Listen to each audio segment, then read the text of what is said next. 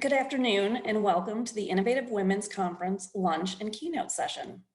I am Nicole Miller, Assistant Dean for the Jenkins MBA program. While I know we all wish that we were together at the McKimmon Center, we have to admit how exciting it is that we are still able to share and connect and engage with each other today, just in a slightly different way. The last week has certainly been one of uncertainty and anxiety due to the unknown and this ever-changing landscape we are all learning to navigate together. I know we're all working really hard to define what our new normal looks like and is. But with all that has been going on, I can say there has been a constant, and it's the amazingness and grit of this leadership team in planning this conference. When we were discussing our options just last week, which seems like a month ago already, these women didn't hesitate in making the decision to transition from an in-person to a virtual event. They all saw this as an opportunity to try something new. They are truly the epitome of radical collaboration, of think and do, and of innovation, which you have to admit is pretty appropriate given this is the Innovative Women's Conference, right? So on behalf of the Jenkins MBA program and the Poole College of Management, I want to thank all of our event sponsors who so willingly and graciously pivoted with us on this event. Thank you to all of the speakers, moderators, and panelists, as well as all of the behind the scenes tech support, volunteers, and others who have also taken this leap without question and with the sustained dedication to deliver an amazing event. And finally, I want to thank IBM for being our lunch sponsor today. I just hope everyone enjoys a delicious and virtual meal together.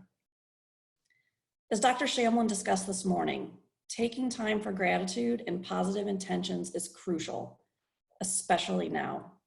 I know that I personally am trying to be intentional and focus on all of the positives as compared to being overwhelmed by the unknown and what I'm no longer able to do.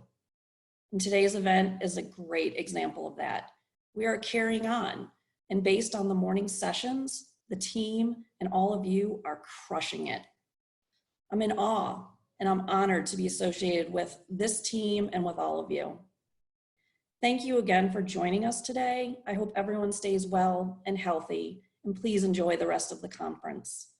And I now turn it over to my colleague, Bev Porter. Thank you, Nicole. And good afternoon to all of you, and welcome to our 6th annual Innovative Women's Conference. And we have made history today, I'll say herstory today, with our first virtual Innovative Women's Conference. And you know what, cheers to our leaders for pulling this off. We really are radical in our efforts. It gives me absolute pleasure to introduce to you Gina Loften. Let me tell you a little bit about Gina. She is the Chief Technology Officer at Microsoft U.S. Services. Let's just take that in for a second. That's pretty huge. She has an extensive background and career as a global consulting and technology leader. Throughout her career, she has led digital transformation teams at Microsoft, led global initiatives for IBM's Watson, served as the Chief Technology Officer for North America Consulting Services and IBM Hybrid Cloud, and was a leader of IBM's Global Cloud Consulting Services. Gina's expertise in creating cloud-based ecosystems for large enterprises, universities, small businesses, and entrepreneurs brings an incredible, valuable experience to her clients and the marketplace. Gina's educational background includes electrical engineering degree from North Carolina A&T University.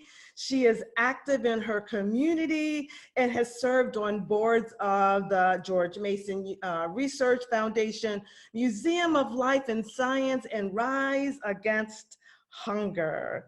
Gina harnesses her passion for business advancement, enabled by technology and empowerment of others, by sharing her thought leadership in various venues. She reaches thousands through industry-wide gatherings, keynote speeches, diversity and inclusion forums, and personal connections at events such as the Gardner Symposium, the AI Summit, and yes, the Innovative Women's Conference. Gina has been published on topics addressing how AI can help mental health among veterans. Thank you very much. The true value of data for government, and how open source can bring agencies to the cloud. So when you heard all of those accomplishments about Gina Loften, I know you said, wow, she is radical. And yes, she is. Gina is radical. And let me tell you why she is radical. She is real. She is approachable, she is dynamic, she is insightful, she is collaborative, she is amazing, and she is legit. So yes, Gina Loften is radical, and it gives me great pleasure to introduce to you this radical collaborator, Gina Loften. Take it away. Thank Gina. you, Bev. Thank you. Can everybody hear me? Good, good, awesome. So as I was asked to do this some time ago, and my wonderful lunch sponsor, IBM, I was actually an executive at IBM at that time. So again, radical collaboration that, you know, my old home and my new home can work together on this for sure. Let me start with my journey, and Bev has shared so much of it already, so I won't tell you about what you can find on LinkedIn.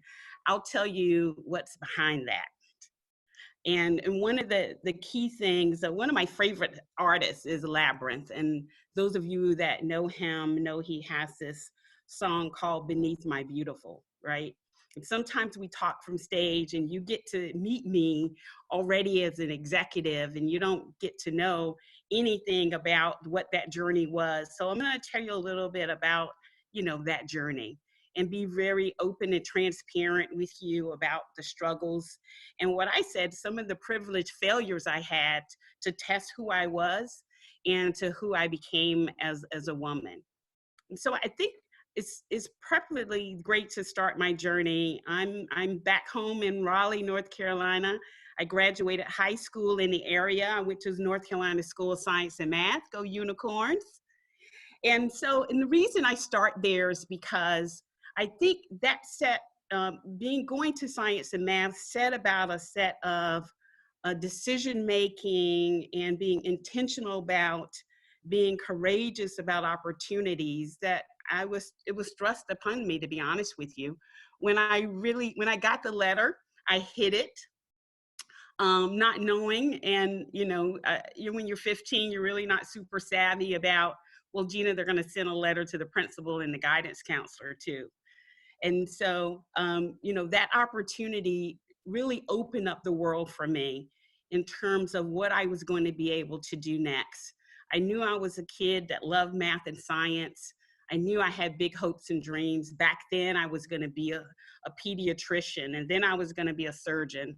But I had the opportunity at Science and Math to meet someone who would change the course of my life.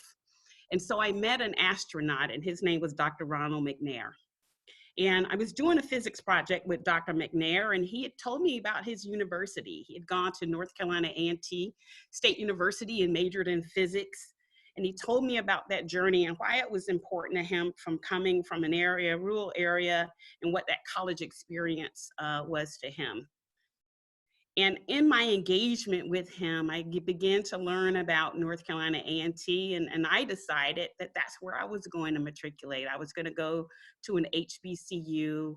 I was going to major in physics, and I was going to, you know, have that wonderful path. Well, I did go to North Carolina A&T, and I majored in electrical engineering. And that opportunity to change that path and understand on that new path of diversity and inclusion, and being at a university that was so supportive and made me feel like I was a part of the family from the beginning. I didn't feel on the outside looking in as I had at times felt at my high school. And so that encouragement and that growth really in that learning environment helped me start my career off really well. As a part of my education, I went on a co-op assignment to a company that you may know of. It's our lunch sponsor, it's IBM. And I'll tell you, it was my first experience as a co-op in IBM is the reason I joined. I co-opted with IBM through undergrad and graduate school, and they treated me like an engineer from day one. I wasn't, getting coffee. I wasn't doing menial jobs. I had assignments in my first co-op assignment to software development assignments, just like any other engineer, because they wanted to train me just like any other engineer. And so I could understand what this journey was to be a scientist in corporate America. And I came back on several rotations learning about what I wanted to do, who I was, and what type of engineer I wanted to be. And as Lee talked about in the other session, it's about having the opportunity to learn and grow and experience before it's real. Right. And so to begin to, shadow and intern and say, okay, this is the kind of engineer I want to be or kind of engineer I don't want to be. And although I was an electrical engineer, I learned hardware engineering where it wasn't where I wanted to be. Software engineering was kind of my path. And so I joined the company in 1992. I know, that's right. It was like, wow, you don't look that old. I joined the company in 1992, and I had a career in development and in research. And that informed the first 10 years of my career. And that's what I thought I was supposed to do as an engineer. I was, thanks in the window. That's what I thought I was supposed to do. I was an engineer. I was supposed to be in development or research. And one of my mentors he met me along the way, and he said, you're really good outwardly facing. You're really good with clients. I think you should take a spin or a temporary assignment in global business services. And that was our consulting services business. And I was like, I don't know, I'm getting ready to become an executive over here. I was going to be director of software development in one of our business units. I'd grown my career to that. And, I wasn't ready to take a step back and try something new. But he was my mentor and I trusted him. And so I did. And so I took a year back, pause, if you will, and saying I wasn't going to be promoted going into that role, but I was going to learn a new part of the business. And the reason I think that's another moment in time for me, because my journey in engineering was really about using what I'd learned in college and using technical capabilities. It wasn't easy at times, right? Most of the time I was the only woman in the room and certainly the only Black woman in the room. But that's when I learned about voices and making sure your voice is heard and making sure that you come to the table prepared. But it's not just your responsibility, it's the others that come to the table prepared to hear what you have to offer and hear what you have to give to the project and the team. And my experience in engineering taught me the ability to speak up and to share my point of view and be very bold and courageous and confident that what I brought to the conversation was enough. And not that it was not just that it was enough, it was differentiated because it was born out of a set of differentiated opportunities. It was born out of doing homework nights and weekends, because it's what we do as women to make sure that we're always prepared. So we do a little extra, right? And so when I went over to consulting and I got to the ability to be able to work with clients every day, I found my home. And so the last 15 years, I was supposed to go there for 1 year and come back. I didn't. I found my home. I said, what why don't you start people here, right? Why don't you start people with the idea of we get to talk to clients every day in every industry, figuring out how to transform their business. And why that's important is as you heard from some of the speakers early, and you heard from those exercises that we were doing earlier, it's about what is your passion? What are the jobs that you want? And if I could have articulated early in my career, what are the pieces to put together that excite me and engage me and make me want to be here forever and do this, it's where my profession and my purpose and my passion intersect. And that was in consulting for me. I was able to bring everything that I had to the table as an engineer, and then my ability and my desire to interact with people and co-create with them futures that we reimagine together. That was great. There were times where I said, I can't believe they pay me for this. So that's when you know that it's working. That's when you know that you have, again, your profession and your passion and your purpose intersect. Those can be some amazing times in your career. And I invite you to look deeply enough to seek out those opportunities and to seek out those chances where that can happen for you. So let's step back though, because as I said, I'm going to talk about being beneath the beautiful. It wasn't always rosy, right?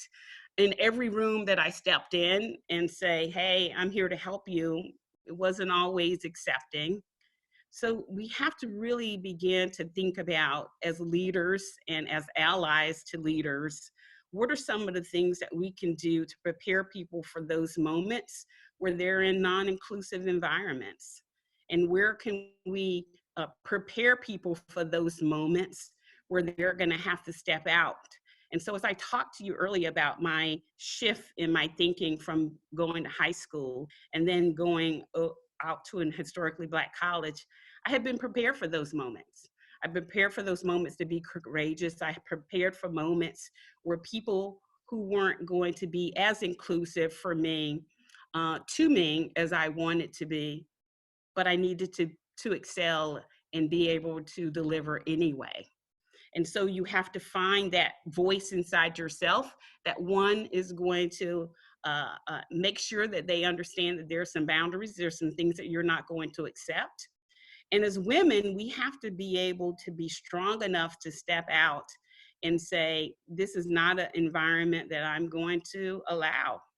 I'm not going to allow you to treat me. I'm not going to allow you to marginalize me. I'm not going to allow you to have my voice quieted, especially when you're there in a leadership capacity and you're there in a co-create capacity. So it's going to take some strength and some resilience and perseverance along the way. Everybody is not going to get it, but the journey is worth it. And what people ask me is, why were you willing to work through some of those issues and some of those hurdles that sometimes felt as wide as, some of those chasms that sometimes felt as wide as the Grand Canyon? Is because I had a big dream, right? And if you stop, then you don't get there. And now I get to look back nearly 30 years, and I get to really be honest in saying I lived my dreams. The things that I said I wanted to do when I started my career at IBM, I did more than that, right? When I started my career, I wanted to be a director because that was the first level of executive. I moved much further than that in my career and had more senior executive positions. I became a global executive. At first, my goal was just to be in the U.S. I became a global executive. I lived in places around the world doing my job, fueling my passion for traveling, fueling my purpose for showing what Black women can be once they're given the opportunity and the space to succeed.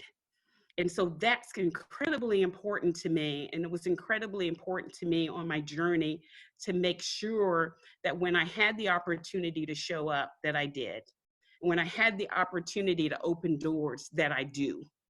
And when I had the opportunity to show what it can look like when you give diverse talent the same opportunities that you give other talent, that what we can do and the impacts that we can drive are incredible. And so, so one of the key things I'd say about a career, whether it's in tech or any other industry, is operate with excellence.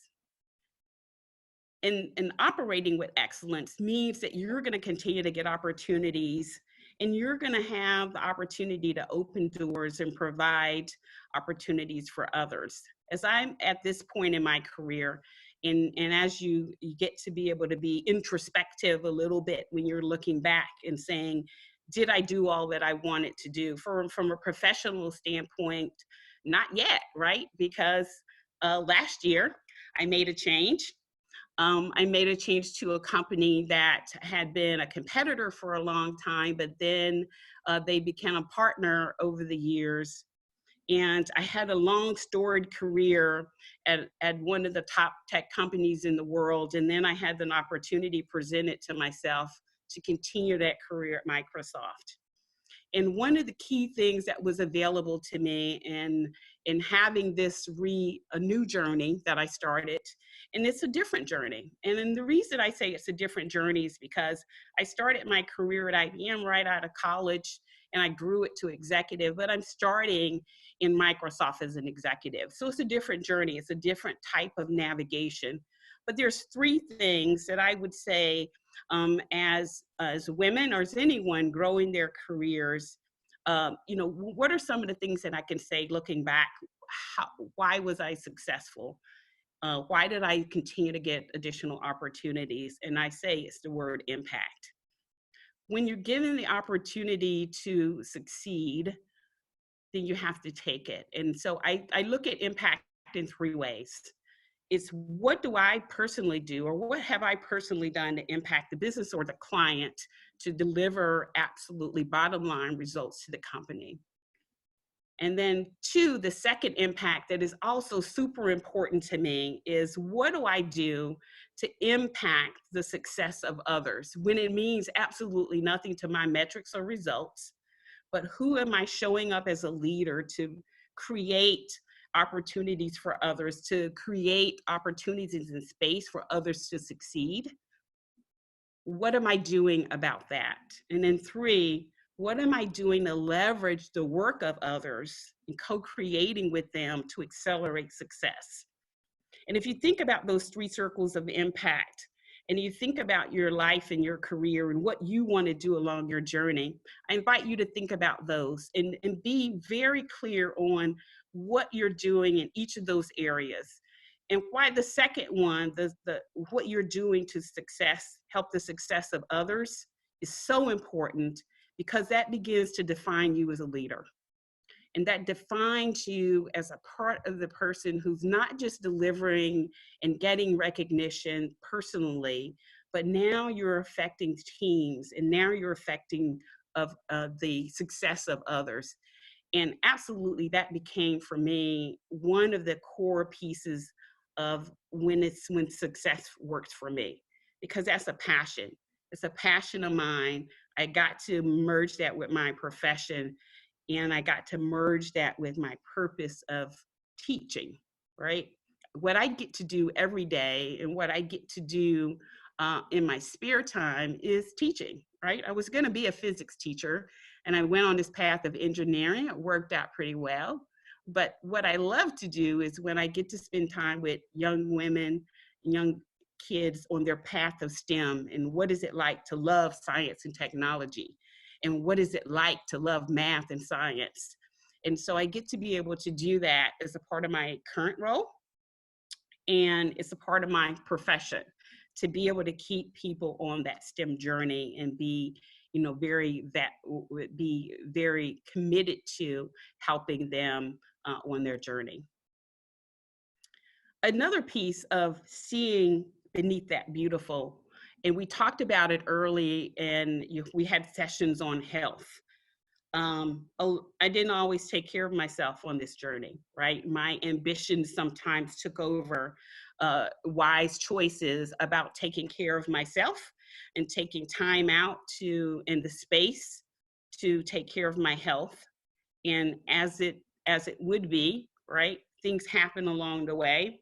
I lost my mom to breast cancer in 1999, and that made me start focusing really on what that meant in our family about, being susceptible. And then I had several aunts in my family that were affected, several cousins in my family that were affected. And it turns out that we do have the gene. And so along my career, I was affected, and I hadn't taken the time out to take care of myself.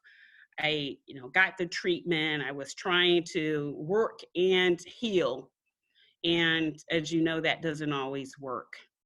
And so I had to take some time and step back. And I actually took 9 months off because I had to take some time to heal. And why I share that story is because sometimes we as women don't take that time to step back and say, while we're in the pursuit of this wonderful career, while we're in pursuit of these goals that we're trying to achieve, none of it's going to matter if we're not here.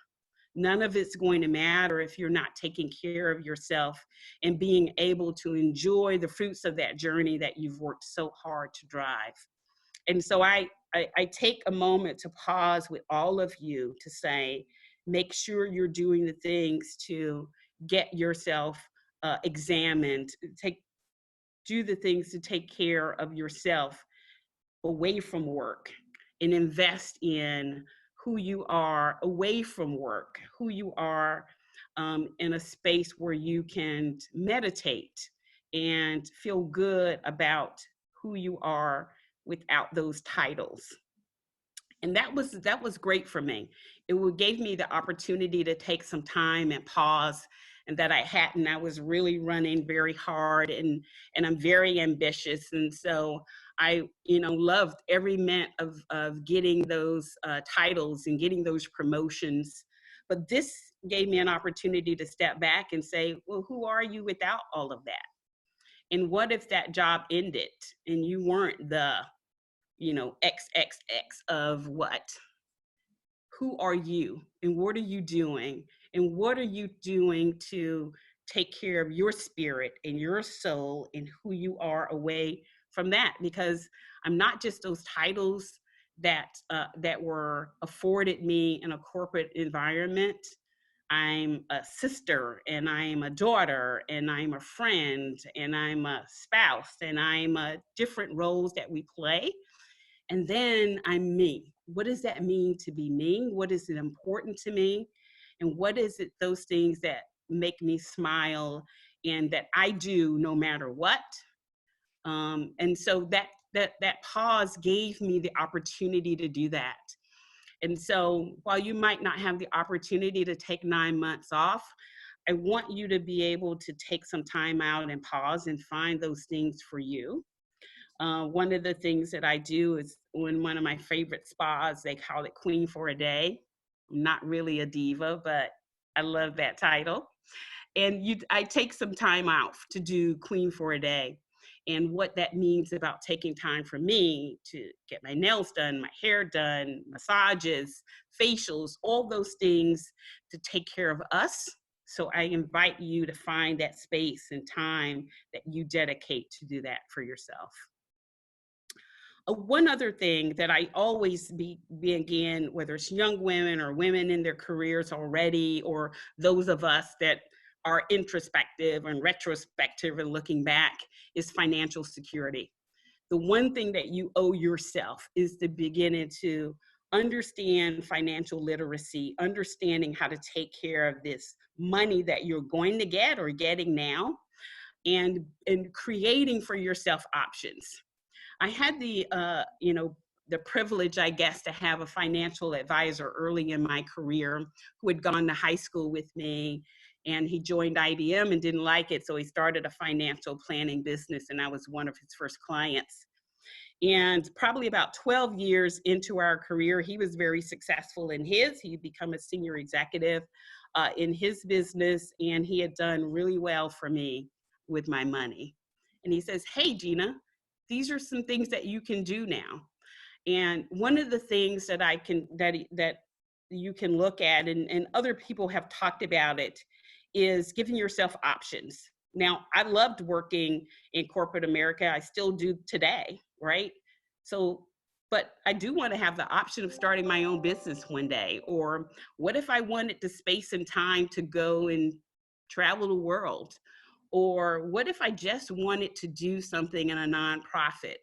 Or what if I just wanted to pursue my passion of working in STEM education with young women who want to be on this STEM journey?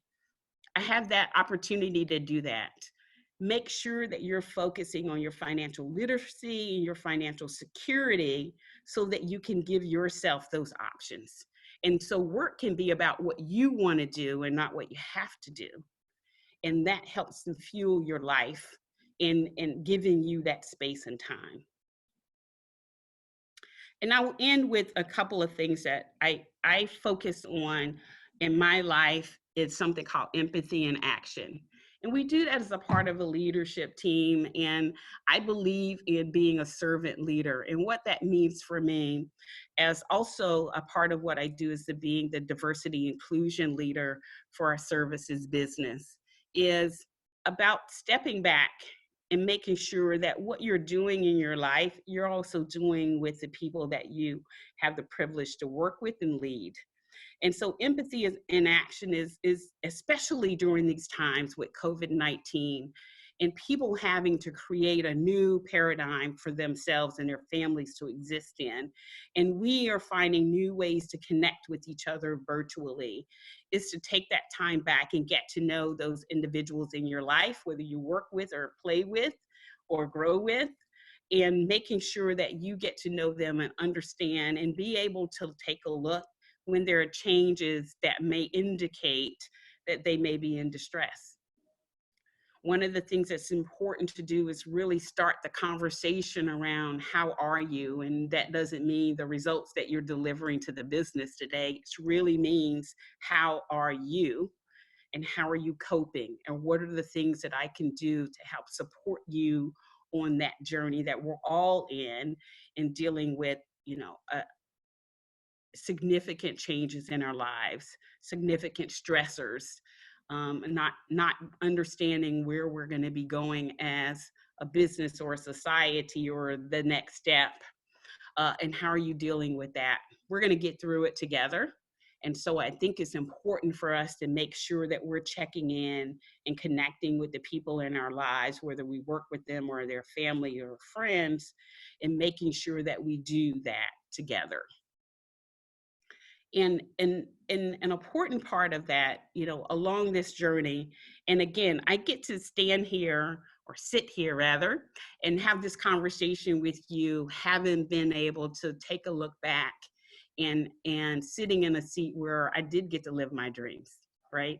I got to do that little girl who thought she could go off into corporate America and become an executive and become, most importantly to me, a tech executive, because I love math and science. Technology is a part of my blood. I look at trends. I search about what are we going to be doing. That's something that I love to do. It's a passion. And for me to have had a career in two of the top tech companies in the world is tremendously affirming to me about the dreams that I had, what I was able to do with the pursuit of those dreams. But it's also incredibly important to me to role model that for others. I love it when I walk into a room and I see a little girl who looks like me, and that she says, "You're the CTO?" And I smile, because I know that there's now this recognition that, oh, I can do that too.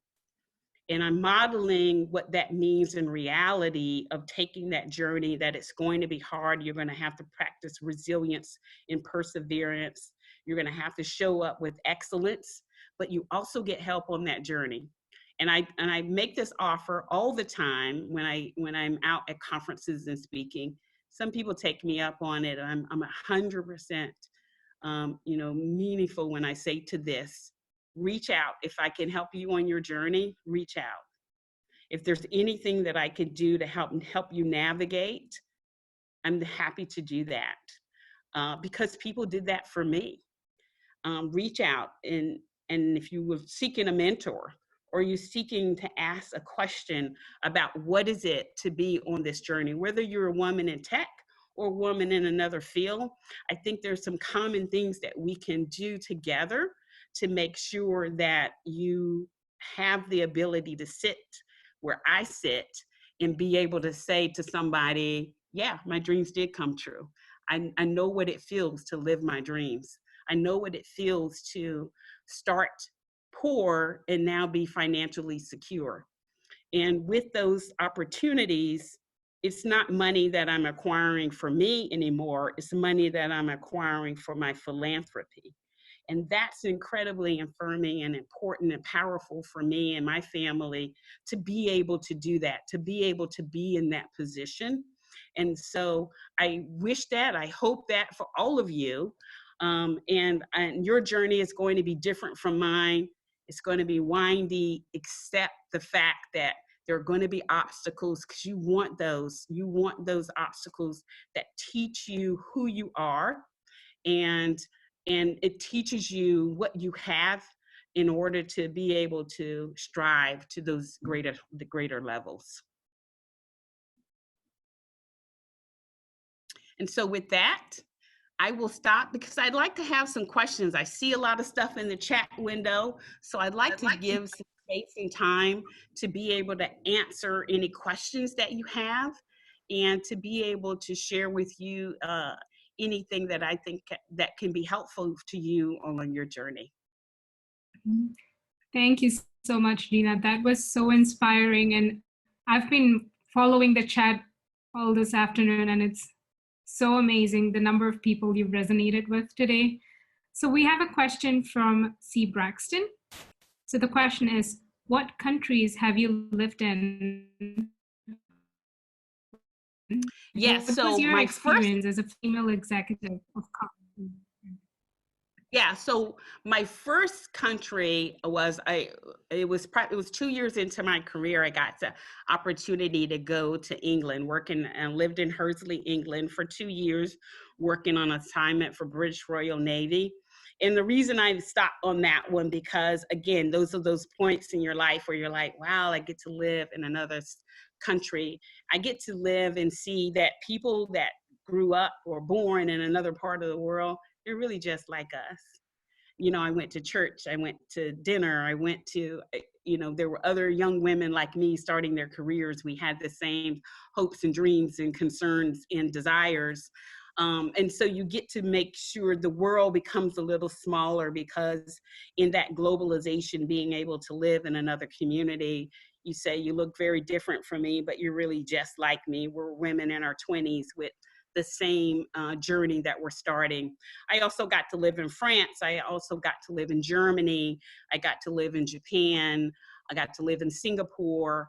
And I got to travel probably to another 70 countries throughout my career. So since there was a map that I created in high school about places that I wanted to be, the only place I didn't get to go for my job, but I actually got to go on my own, was to South Africa. And so just full, rich set of experiences that I got to do. That's amazing. And we hope you get to go to South Africa one day.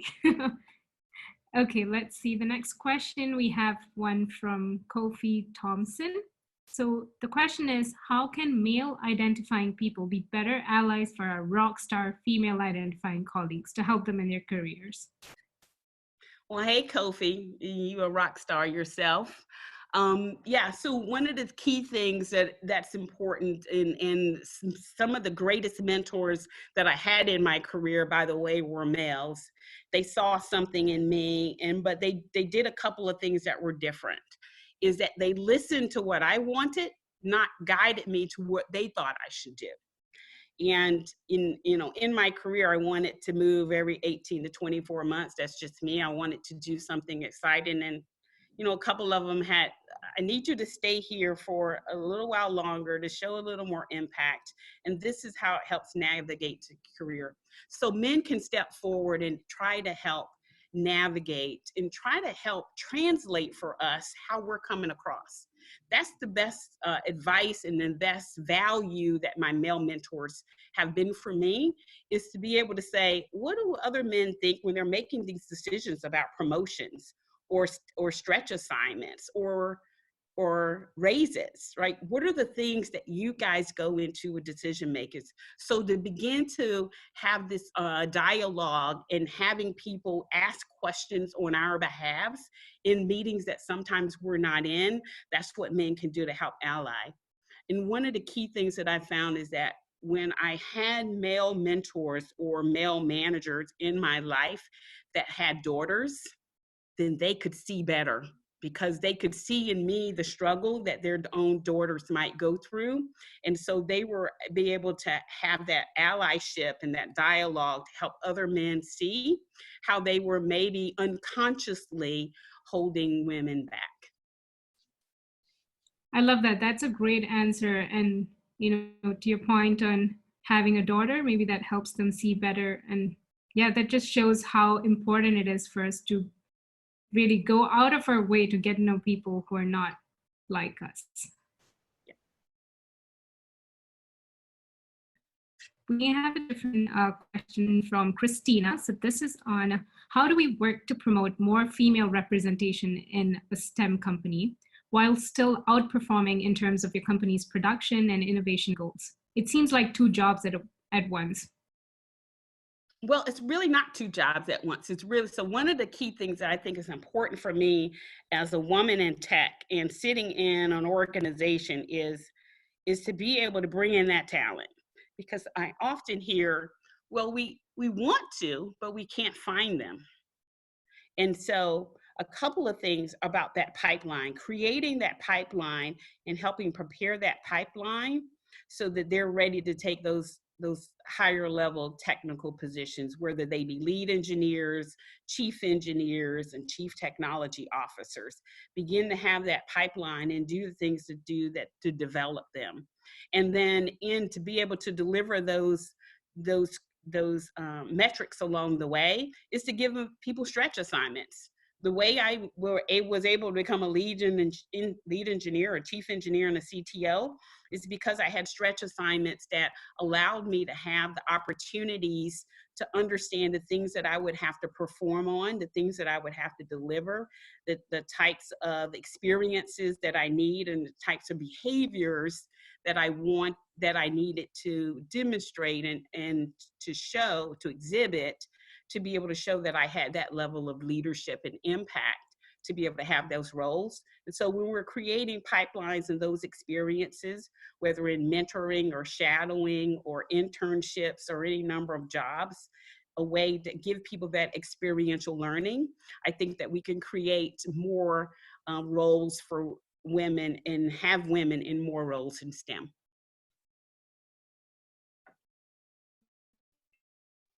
Thank you, Gina. So we have another question from Adriana.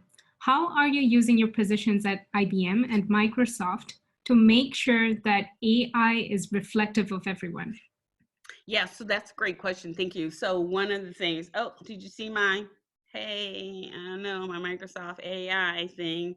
So it's a couple of things, right? So we work with, we have AI Business School, and then we have AI for Good. So that is the business focus on making sure that there aren't any intrinsic biases that we are ingesting into our AI products or services, and having diverse teams help do that, right?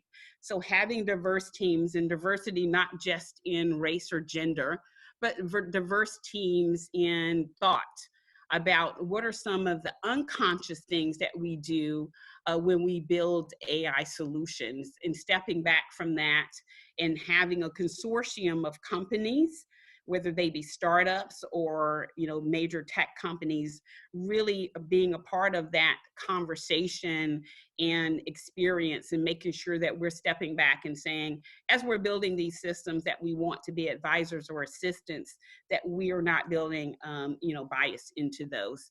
And then checking ourselves and having others check us on whether or not that's coming true, whether or not that's showing up in what we create. Thank you, Gina. So we have another question from Archana. How do we do career transitions or find new opportunities when the economy is not very good? Yeah, that's an interesting, so a couple of things. So as we talk about creating opportunities, I want you to open the aperture in your thinking. If there's not a company that's hiring for what you want to do, is there an opportunity to start a new business that is helpful for this point in time, or that can lend a product or service that is in demand or missing at this point in time? And to be creative about maybe partnering with former coworkers that might be affected as well, or former classmates that might have a great idea. And so in times like this where things are uncertain, there's also an opportunity to create a space for yourself, maybe a niche product or service that can fill gaps that we're seeing. And so I invite you to say, not just look at companies that might be hiring, but also businesses that you can start, and then also contributing to organizations that allow you to feel your passion for helping, whether it be the CDC or the World Health Organization, those kinds of things might be able to open up new avenues of opportunity for you. That's beautiful, Gina. I mean, I love that when you said opening your aperture, that's just beautiful. So the next question that we have is from Carol. So Carol has a background in diversity, inclusion, and LGBTQ+ work in colleges. So she's asking if you have any advice on how to make that transition into tech and business. Yeah, so one of the key things that's important now, if the question is about how do you take that from colleges and move it into the workforce, we have large organizations that focus on diversity inclusion, and as I indicated, I'm the diversity inclusion leader for our services business. So we're having focuses on that in our leadership teams, and so there's always looking for talent that have the ability to create programs, the ability to execute programs and activities that help drive impact. So it's not just let's have a conversation and make ourselves feel good in the meeting and then we don't go and do anything. What are the clear things and approaches that you can bring to the table about effective programs and processes and activities that drive greater and greater diversity and inclusion in teams? And then what are some of the things that we can do to collaborate across other resource groups to make sure, and I think you'll be able to bring that point of view to the companies around how do you do that? How do you link a network of allies across the other diversity groups to make sure our voices are stronger together and that we're operating better together as we bring those points of view. So feel free to reach out to me if you have some specific desire in pursuing that kind of work in my company and linkages to other places, because I have individuals in my network who are doing diversity inclusion in Google and Amazon and IBM and other places as well that are really focused on that and have a good history on doing those things, in a very impactful way. Thank you, Gina. So we have time for one last question. So we have a question from Adriana. how can you break into the cloud computing space and gain experience there when your current company is not currently in that space and technology? So repeat, I think, because you're breaking up a little bit. How do you break into the cloud computing space when your company's not in that business? That's right. Yeah. Okay, great. So a couple of things, right? So I just left a company, is really hot in the cloud computing space. I'm currently at a company who is heavily in the cloud computing space. So look, open your aperture about opportunities. So you see, I don't have to tell you that you see it on the news, Amazon, IBM, Microsoft, and Google, right? There are places that do in cloud, but I also want you to be able to think about what are some of the new startups around cloud technologies, and what are some of the companies that are partnering with the larger cloud organizations? So there's a lot of different places, and it depends on where in the cloud ecosystem you want to be and what type of organization that you want to roll in. So the big players, there's always an opportunity to look at you and look at the big players, but there's also an opportunity to look at some of the smaller startup and niche players who are going to play a key role in having those technologies brought to market or partner with the larger companies in doing that. So look on LinkedIn, reach out to cloud leaders on LinkedIn, look out to in organizations, and to be able to search those opportunities and again, open the aperture on what you're willing to look for in terms of the multi-level sizes of companies that are doing a lot of amazing things in the cloud space. Thank you so much, Gina. That was a very inspiring speech. And thank you so much for sharing all your experiences and tips.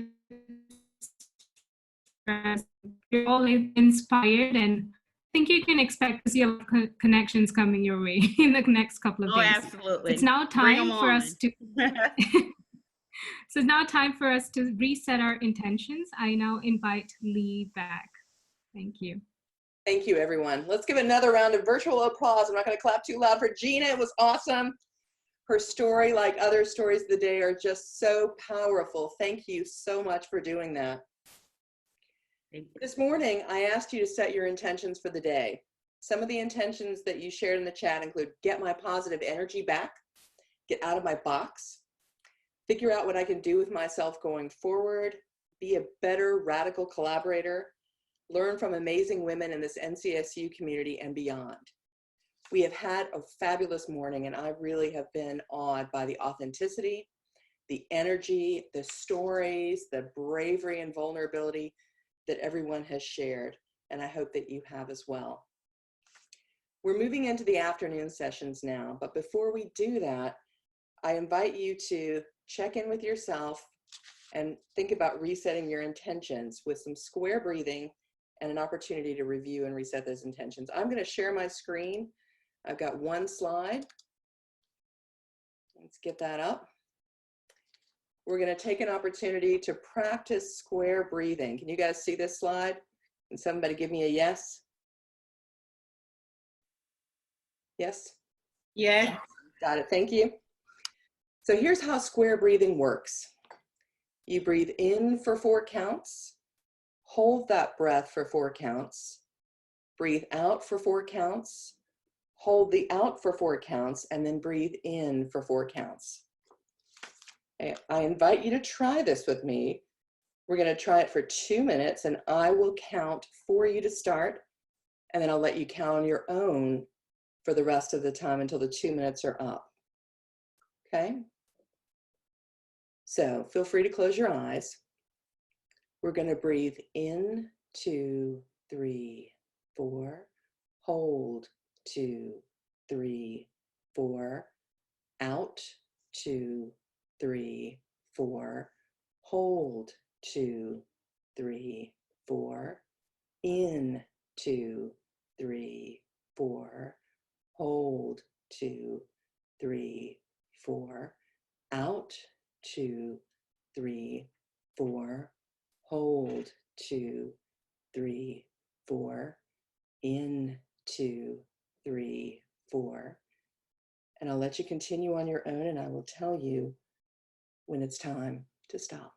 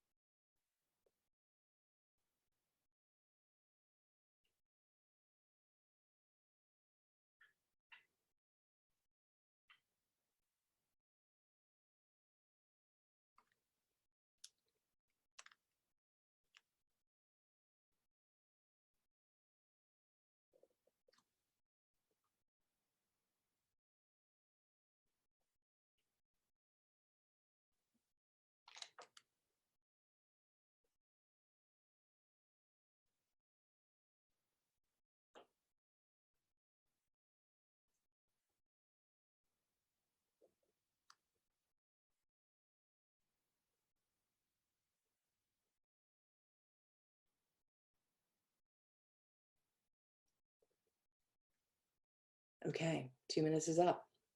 How did that feel? I hope that it felt calming. Please feel free to share your reaction in the chat. This is something that when life is kind of crazy, you can just drop in and for 2 minutes, even for a minute, do for yourself, to just center yourself. In this quietness, I invite you to think about your intentions from the morning, what you wanted from the day. Do those intentions are they still what you want? If not, what do you want to change them to? As we've been reminded throughout the day, every moment is an opportunity to pivot and make changes in your life if you want to take that and if that feels appropriate. I'm going to turn this over to Grace, who's going to give you directions about the next sessions. And if you're coming to Women in Tech, I'll see you soon. Thank you, Lee, for that relaxing moment. Next, we're moving into our professional track sessions for the afternoon. There are 3 options to choose from, and I've pasted those options in the chat box for your reference. If you'd like to stay in the Women in Supply Chain panel, that's hosted by the NC State Supply Chain Resource Cooperative, you can stay in this room. If you'd like to join the Women in Tech panel, you can join Zoom link 2, found on the conference agenda. And the Women in Biomedical and Pharma panel will meet in Zoom link 3, also found on the conference agenda. Enjoy your afternoon sessions.